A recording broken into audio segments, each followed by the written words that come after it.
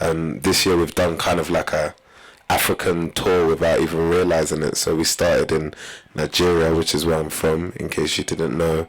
And then we were in South Africa shooting my video for Girls Like. And now we're in Kenya, and before the end of the year, we're even going to go to Cape Verde or Capua Verde. I don't even know how to. Yeah, Cape Verde. So yeah, it just feels amazing just to be back on my motherland and just in this very incredible continent that's got so much to offer right now. So I'm happy to be here. So thanks for having me, guys. Would you say that being from Nigeria had some influence on your music? I'd say like it had some influence on loads of different things around my music, because obviously I'm from Nigeria, but I was born in England. My parents emigrated from Nigeria when they were in their like early 20s, 21, 22, and had me quite quickly in England. So I guess Nigerians, you know, we're very proud people, you know, we're from a proud place, we know our history and whatnot. So I guess they've always given me the confidence to make me feel like I could be anything I wanted to be, even in the most craziest of conditions. You know, because it's not like we're a rich family from Nigeria or anything like that. So I guess they gave me the confidence and just made me believe that I could do it. And I think my parents have always installed the idea of hard work in me as well. So just, you know, if you want to get something, you have to work 10 times harder than everyone else. All of those things I think stuck with me and helped me to be able to achieve, you know, my goal. And have you had a chance to listen to any Kenyan jams?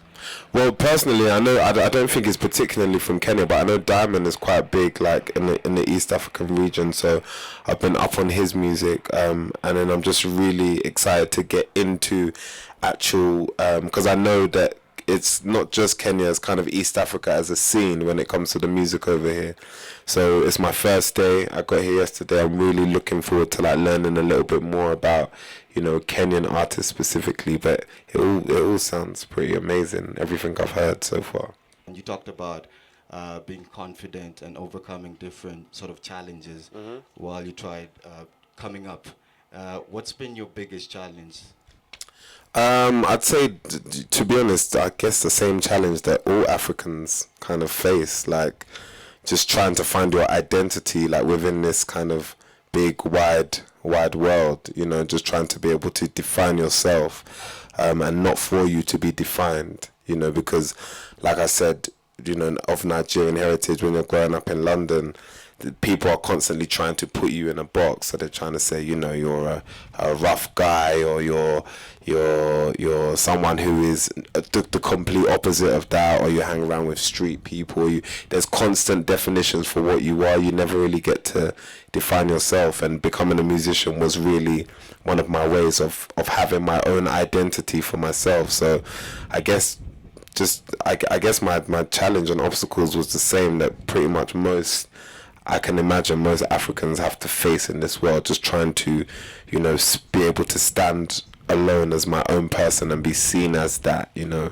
But on Wikipedia it says you did the media studies among psychology and religious studies. Yes. So number one, did you practice? And number two, do you always sense when journalists are trying to get a juicy story out of you? Because that's why I did it. No, I'm joking. When I did media studies, I did like a number of different things. So one of the things I thought was really going to be beneficial in my career, which I haven't even actually used yet, was I got to like shoot my own music video.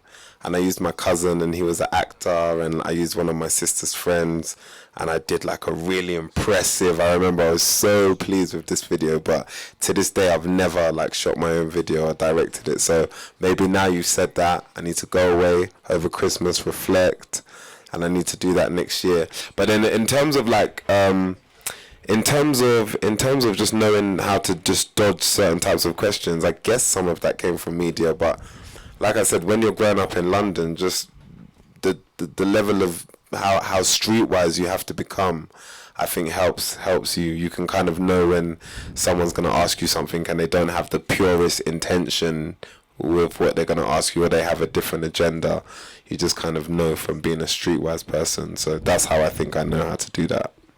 Are you maybe looking to do like an Afro UK infused mixtape EP, you know, now that you've traveled across Africa? And second of all, what is one thing that you don't leave the house with when it comes to style? Because your style is... Ah, thanks. It's very nice, very nice. Thank you. Yeah, so as for the Afro mixtape, like definitely 100%. Even with WizKid, you know, WizKid is like managed by my cousin who's over there as well, and very much like part of our family. And so like Mamacita isn't the only song we've made. We've made like 5 or 6 different songs that people haven't heard, just because that's what musicians do in the studio.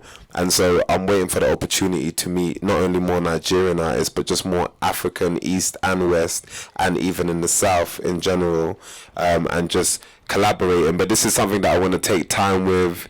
It's something I don't want to just do, and it's like, you know what, it's like, oh look, he's jumping on the wave. Da, da, da. I want it to feel really organic. That's why I'm so blessed. I feel very blessed that I've been able to travel to as many African countries as I have this year, and hopefully to even do more.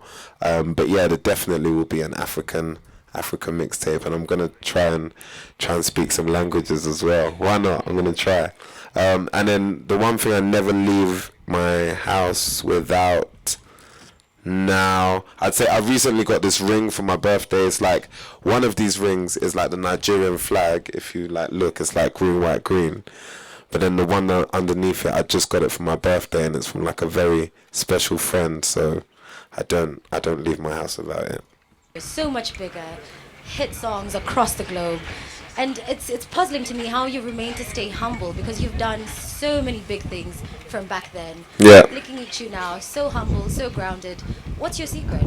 I think I'm starting to come out of my humble phase now. No, I'm joking. To be honest with you, like I said, it's just when you grow up how we've grown up, I just know not to really take anything for granted. To be honest with you, it's one of those things, it's like, you almost feel like you've won the lottery. You feel like someone one day is just going to come and try and take it away from you. I'm not going to lie. That has been a thought that was in my mind growing up for so long. And I think that that's one of the most humbling things. I've seen so many artists growing up who were ahead of me, or who are my contemporaries, and they had like one little bit of success, and then I hear them like laughing about another guy, another rapper, another artist, and then in 2 years time you never hear of that person again. So even just by my life experiences, I've learned that you never know what's going to happen. And I think that's always been the most humbling thing. You know, the man that's shouting the loudest today can be no one tomorrow. So just, you know, be humble, stay tunnel visioned and focused on your goal. And the most important thing for me is just being able to change my life and change the life of my family. You know, those are the reasons. And I think because my reasons are pure, there's no real reason to be arrogant or egotistical, or because I'm not doing it for that. You know. You said this in your tweet, outgrowing things is a normal part of life, and Yeah. I need to embrace that side of me more. Yeah. But recently as well, you were not able to perform at the Mobo Awards, which has been such a big part in growing UK artists. Yeah. And would you shed some light? Was it related to that? And if it was not, what are some of these things that you want to outgrow? Oh, good question. Yeah, no, yeah, no, it wasn't anything to do with that. It definitely wasn't anything to do with that. I just couldn't perform at the Mobos for complicated, like, musical, political reasons. So that was one thing. But outgrowing the tweet I sent yesterday, basically, like I was saying just now, I just turned 28. I turned 28 at the start of this month. And loads of things have happened in my career, and loads of things have happened throughout my life. You know, we deal with having to outgrow things or lose things, or, you know, part ways with certain people, or, you know, change our lifestyles kind of every so often in our lives. And sometimes that's quite an easy process, but sometimes it's quite an emotional process as well. And then I think it was just an epiphany in my brain, you know, just letting people know that growth and change is quite a normal thing, and you should embrace it. I feel like with my Twitter, I just need to talk to my fans more, basically. So I just thought it was a nice thing to say, because we all have to do that at some stage. So, you know, and I think where we come from as well, there's this whole idea of, oh man, you know, you used to like live in the hood, or you used to be here, and now you're different, or now you've changed. And I really think it's a way that we limit ourselves, and we hold each other kind of down. And I don't know why we're like that.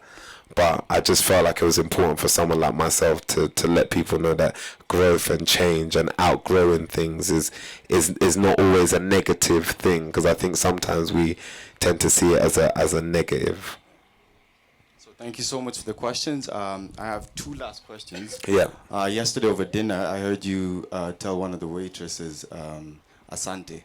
So Yeah. that's a Swahili word meaning thank you. Is there any other Swahili word you've learned? Asante, and then there was the one to I know ugali. That's a food, ugali. Did I say it right? Ugali. Yeah, I knew everyone would laugh. But I want to try that today. I'm gonna give you some names of some Nigerian foods, and then I want you guys to try and pronounce it. But yeah, I'm gonna try and eat some of that today. And then Asante was thank you, and then the one to say hello was abagat. Habari yako. No, there's a one Karibu. Karibu's Oh, welcome. Yes, see, close enough. Karibu. That's all I've learned. Yeah.